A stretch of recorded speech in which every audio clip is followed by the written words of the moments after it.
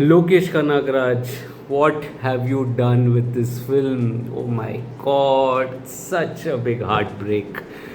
Hi guys, this is Farhad and welcome back to my channel Popcorn Reviews. If you're new to this channel, then please smash that subscribe button now. And as a video ritual, remember to like and comment on the video. Liking and commenting helps fuel the YouTube algorithm. And this was such a huge weekend, the Independence Day weekend, which usually sees a clash between two titans of a film. And here, the clash between Coolie and War 2 has been won by nobody. And I'll get to the War 2 review in my next video, which will probably come out on Sunday. But this video is dedicated to Lokesh Kanagaraj's Coolie, the Tamil film Coolie that I was at least anticipating, and there was a lot of excitement on the eve of the film's release. It starred Rajinikanth, in his 50th year on celluloid, and that is an achievement in itself. The film. Oh my god. I'm sorry if I have to be so blunt about it, but the film is absolutely bad. I didn't like it at all. It's by far Lokesh's weakest film in his filmography. Lokesh, by the way, is such a talented filmmaker. Probably the finest young filmmaker that you would have across industries in India. But when I was watching Coolie, it made me realize that the template that he's utilizing to narrate his stories, that itself is getting predictable now. When you are introduced to a protagonist living a very subdued life, immediately you know that there is an exposition in the second hour which should completely flip the narrative on its head. This happened, by the way, in Vikram, it happened in Leo, and it also happens in Coolie. We all know that it is coming, and while Vikram worked beautifully, Leo worked to an extent. Coolie does not work. Why? Because the way Lokesh Kanagaraj presents his superstar. Here the superstar is not an ordinary superstar. He's Rajinikanth, for God's sake. So each time you're directing Rajinikanth, Rajinikanth with his star power comes with a baggage. It's almost like casting Salman Khan or a Shah Rukh Khan in a film, almost expecting something out of the story along with their performances which are there. Here the issue is not so much about Rajinikanth, who's in top form, and I'll get to that in a minute, but it is more about the fan service that is catered to, as opposed to organically weaving a screenplay to have some meat, something that Nelson did well with Jailer. And there are a lot of Jailer references that I'll get to also in this review. What it turns out to be, Coolie, is almost like an Abbas Mastan film in the second hour. You heard that right. It's an Abbas Mastan film with so many twists and turns that I was literally, like watching like this. Like, what is the purpose of this film? Where is it heading? What are the characters? Am I losing my insanity? Am I losing my sanity? I don't know. And that was the question that I had for almost the 3-hour runtime which was there. So coming to the story and screenplay, one of the interesting aspects of Lokesh Kanagaraj's filmography has been the Chekhov's gun. The Chekhov's gun is a concept, wherein the smallest insignificant detail has a contribution in the story. It happened with Kathy, if you remember, and that put Lokesh Kanagaraj on the map.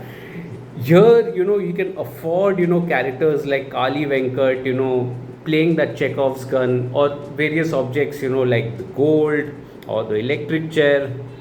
Nothing really contributes, at a later point, and I was left wondering, what is the gold smuggling that is going on? What is the significance of the electric chair, other than the fact, that they used it in a certain way? But what was it, it had to play a part in the climax, which did not happen at all here.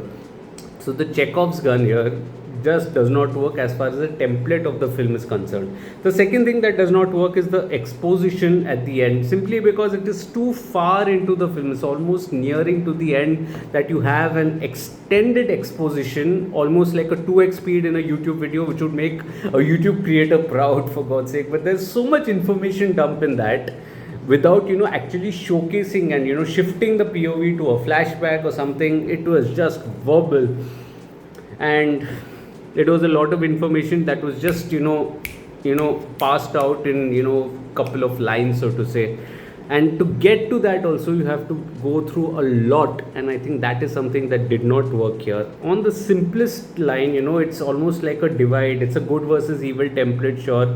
It opens with the introduction of the character of Simon, which is played by Nagarjuna, and his right hand man called Dayal. They are into some certain illegal stuff at the port, and cut to that, you also introduces the character of Deva, which is Rajinikanth, and how these two worlds meet is the story. The link in this story is that of Rajinikanth's friend's death, which gets him in touch with his friend's daughter, and that is how the story kickstarts. It's almost like an investigation that is unfurling in the first hour that is decent, I would say, and that is the core of the film, as far as I was concerned.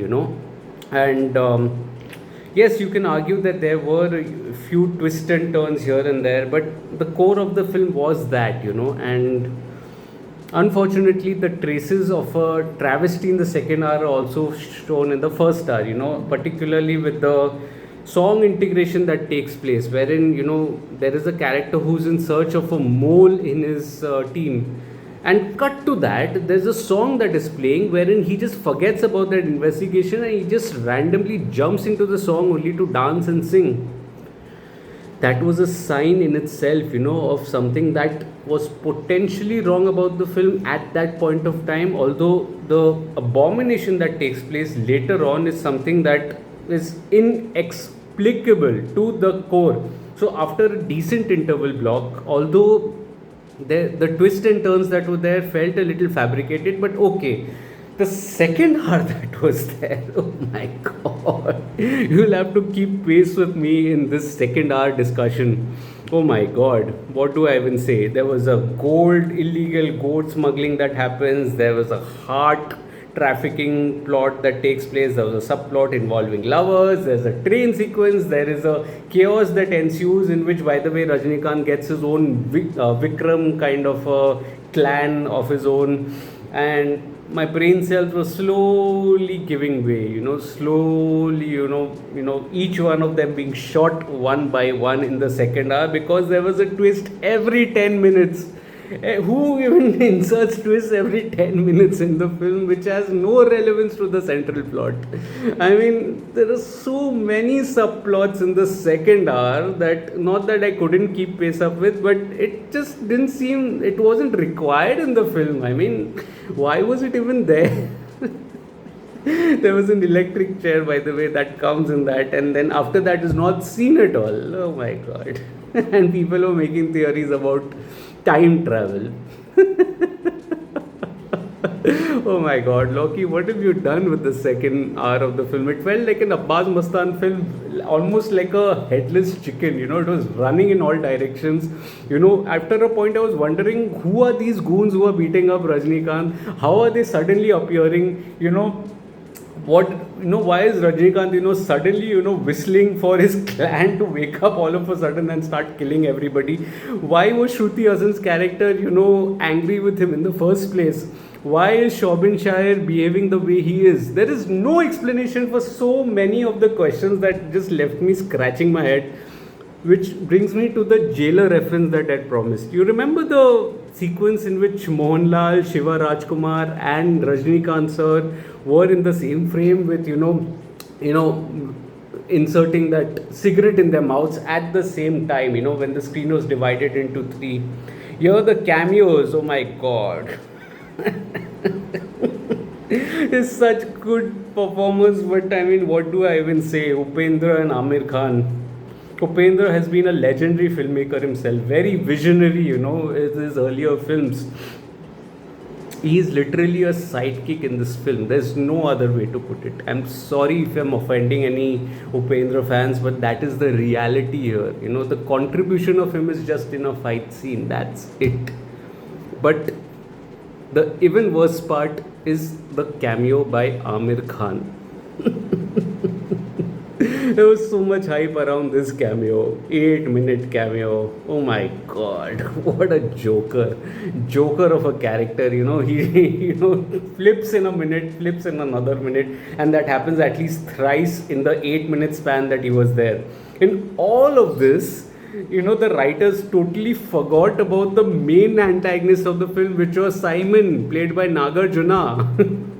It almost was like a second thought that they went, oh, we have to do something about this character as well. So got him in that one frame at the end and completely then wrapped up his part. Same happens to Soubin Shahir also. Oh my. Who was the central antagonist in this film? If you know, let me know in the comments. Coming to the technical aspects, the dialogues, the music, and the direction, I think the dialogues are catered to that mass commercial cinema, but the dialogues aren't very sharp enough. I feel it didn't give me that high of having to hoot or shout or whistle while listening to those lines. And it was not like Jailer, which had that deadpan sort of a humor, which was, I think, perfect, considering the star power catering as well as the style of filmmaking that Nelson had done. In that regard, Coolie, no, it did not. The one saving grace for the film, and this is a huge saving grace as far as I'm concerned, because otherwise this film would have been totally unbearable. That is the BGM by Anirudh. BGM and music by Anirudh. It's once again a case of Anirudh absolutely understanding the world to the T and producing banger after banger that at least keeps you awake and makes the movie watchable to an extent. If you remove Anirudh's background score from this film, all you will get is an unbearable drama that would resemble Race 3, so to say, which has so many twists in the second hour, which has so much to say but doesn't have anything to say at all. It's not like less is more in this case, even more is more in this case. More is also not more in this case, I would say. What have we done? Oh my god. Okay, coming to the cinematography, I think the cinematography is decent. It uses the Moko cam, which is there, which is the cam used for actors who aren't very agile in the action sequences. It's fine. None of the action sequences really gave me that high, barring that moment which starred Upendra, ironically, where the camera just follows him here and there. That was a good moment to have, but other than that, it was, even the editing was forgettable. Director Lokesh Kanagaraj, it absolutely breaks my heart to tell that Lokesh has missed the mark this time around, and the law of averages has caught up with him.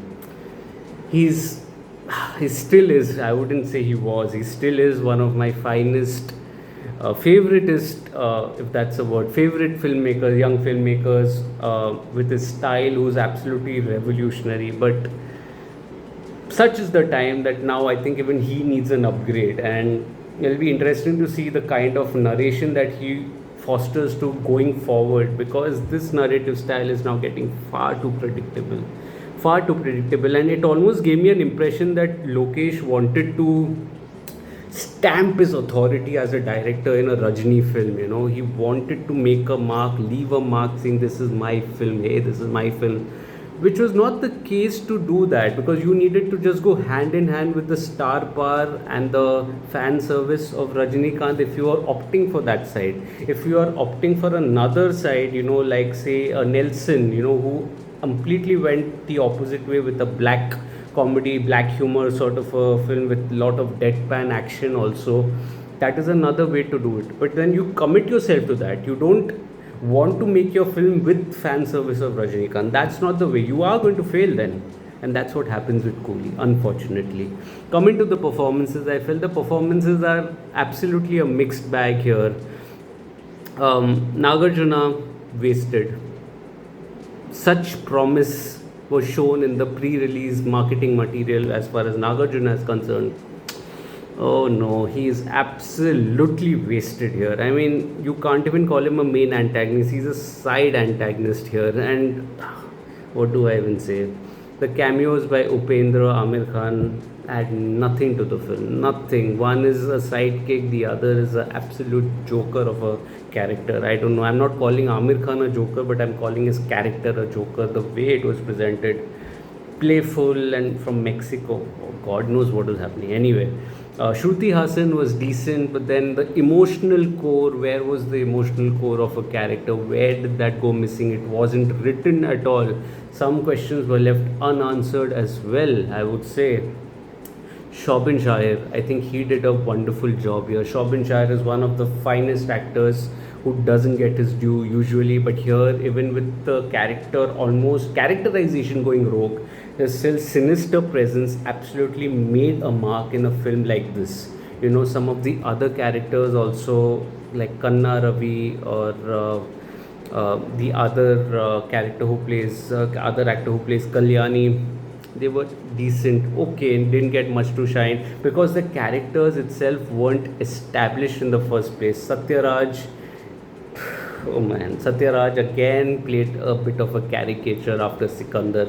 He was good in Madras Matinee, but here, you know, you just need to see the scene in which he's dying. Absolutely caricaturish, absolutely caricatures, and there's no two ways about it. I cannot say that in a kinder way. It is a caricature. Although Satyaraj is a good actor, by the way, but the way he's presented by these directors, I'm kind of worried about him. You know. Anyway, coming to Rajini sir, I think Rajini sir is in top form here. Art Thalaiva is in top form. Make no mistake about it. You know, if you were to argue whether this is a Rajinikanth film or a Lokesh Kanagaraj film, this is a Lokesh Kanagaraj film. Why? Because Rajinikanth has absolutely surrendered to the vision of the filmmaker. You know, it is Lokesh who has let the film down with the direction, and you're allowed to do that. You know, after having a splendid run, it's okay. It's not a blame game, so to say. But I could not fault Rajinikanth with his performance because I think the swagger was there. There was a bit of nostalgia with the flashback sequence, with the right amount of de-aging which was there. Good. I think Rajinikanth's performance was very good here. At the age of 74, if you have that swagger, man, I salute you. I doff my hat out to you. But you needed a better script, and I think that is the bottom line of this review. You know, that Coolie is almost like a derivative Loki competing with an informed Thalaiva, and the result is, well, the most random drama that I've seen, particularly in the second half, that completely misses the mark. It's almost like a headless chicken that is, you know, running around here and there without any head or tail to it, and it's almost like an Abbas Mastan film that I was watching, you know, in the second hour. Coolie is a disaster of a film, although the saving graces, it is better than War 2, which I'll get to on Sunday. That review is coming. I've already watched it and I have reviewed it on my website. Coolie, I didn't like it. Sorry. If you've liked it, I mean, that's fair. You can let me know in the comments of what did you make of it. There's so many questions that were left unanswered. There were no emotional, you know, core to the drama as well, and that's the downfall of a film. You just can't show action, action, action, action, action, action, action, action, action without any emotions that are there. So that was the video. Then I didn't like Coolie. If you liked it, let me know in the comments. What did you make of it? What was your theater going experience, which was there? Also, if you like the video, remember to smash that like button. Alternately, you can dislike the button as well. There's a little thumbs down button there if you see it. But you know, any small, you know, interaction or engagement with the video helps a small creator like me. Just, you know, do that. It's free. It doesn't require any sign up also. You know, you can also share this video with your friends and family. Ask them to subscribe to the channel. My detailed review of Coolie is available on my site, Popcorn Reviews with the double S, the link of which is in the description box below. Remember, you know, to support me on my website as well, Popcorn Reviews with the double S. Also, you can follow me on different social media platforms like Facebook, Instagram, Twitter, Letterboxd, and Nokio. All information is present in the description box below as well. I do not end up making a video on everything that I write, everything that I watch, but I do write a lot. All information is present on my site and on my social media handles. Remember to follow me there for the captions, and on the whole reviews are on my website. I'll see you again soon on Sunday, and Sunday you have to attend because we are reviewing War 2, which is also an abomination of sorts. See you on Sunday. Till then, thank you so much for your love and support and take care of yourselves. Cheers.